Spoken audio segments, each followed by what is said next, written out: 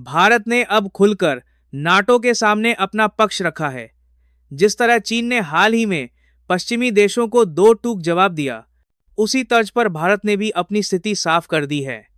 विदेश मंत्रालय की तरफ से यह कहा गया है कि नाटो को दोहरे मापदंड अपनाने से बचना चाहिए। कुछ समय पहले नाटो ने भारत को चेतावनी दी थी कि यदि 50 दिनों के भीतर रूस और यूक्रेन युद्ध पर भारत कोई निर्णायक कदम नहीं उठाता तो भारत पर प्रतिबंध लगाए जाएंगे। इसका जवाब देते हुए भारत ने अब कहा है कि वह किसी के दबाव में नहीं आएगा और अपनी ऊर्जा सुरक्षा को सर्वोच्च प्राथमिकता देगा। यह पहली बार है जब भारत ने वैश्विक मंच पर इस तरह नाटो को सीधे संबोधित किया है। भारत की ओर से कहा गया कि हम अपनी नीति वैश्विक बाजार और अपने हितों को देखते हुए बनाएंगे। हमें चेतावनी देने की कोई जरूरत नहीं है। ऊर्जा सुरक्षा बनाम भू राजनीतिक दबाव। भारत की प्राथमिकता है ऊर्जा सुरक्षा।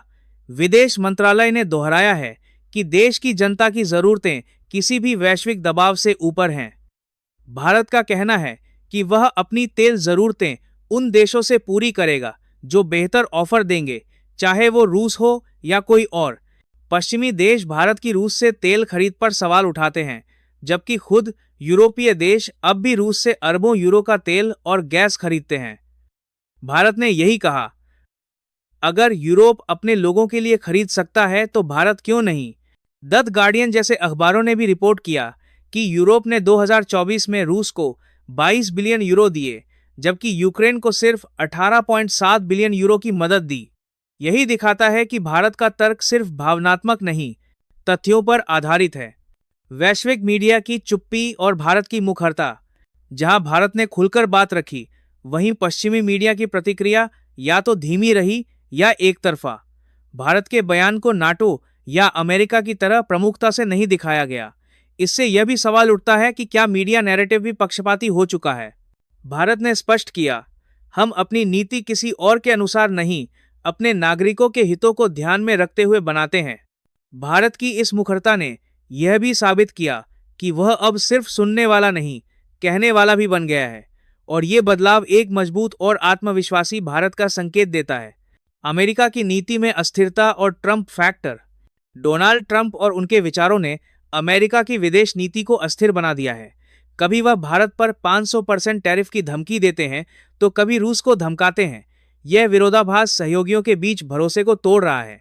नाटो के महासचिव मार्क रूटे ने ट्रंप जैसी ही चेतावनी भारत को दी, जो पहले कभी नहीं हुआ।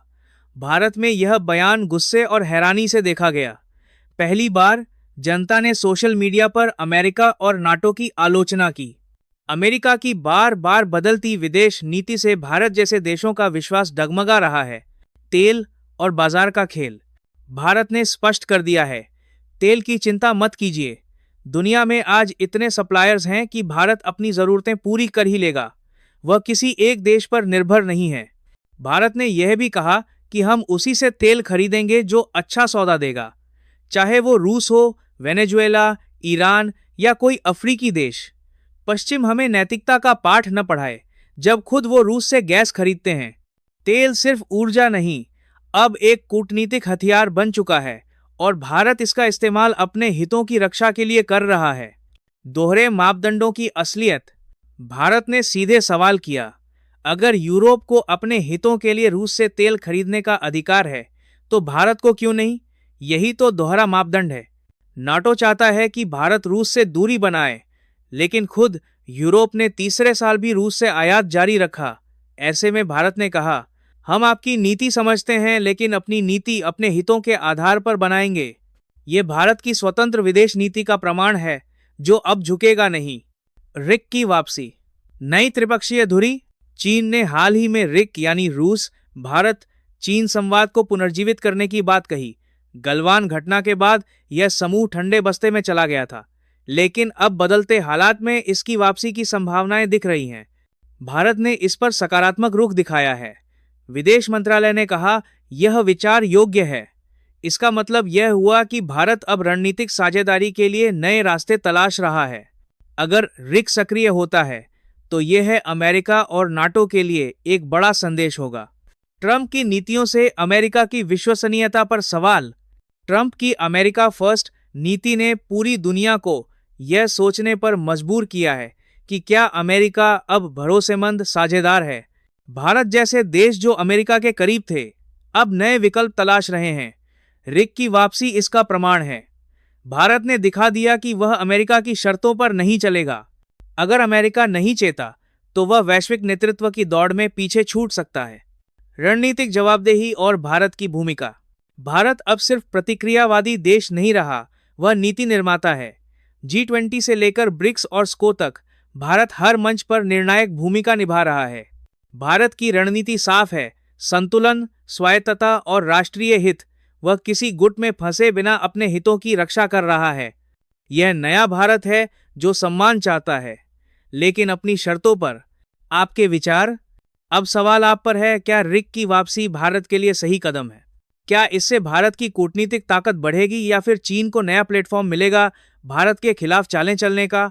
क्या भारत को ऐसे मंच से जुड़ना चाहिए जिसमें चीन भी हो, या फिर भारत को एक चतुर रणनीति अपनाकर अपनी जगह बनानी चाहिए? आपकी राय इस विमर्श में अहम है। कमेंट में बताएं, क्या आप रिक के पक्ष में हैं या ब्रिक्स और रिक में संतुलन की राजनीति?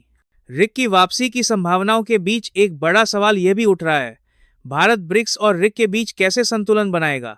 ब्रिक्स पहले से ही एक प्रभावशाली मंच बन चुका है, जिसमें भारत, रूस, चीन के साथ ब्राजील और दक्षिण अफ्रीका भी हैं। लेकिन अगर रिक वापस आता है तो इसमें वही 3 देश केंद्र में होंगे जो भूराजनीतिक स्तर पर सबसे ज्यादा सक्रिय हैं। भारत की चुनौती यही है कि वह ब्रिक्स में अपनी भूमिका को कमजोर किए बिना रिक को भी साधे।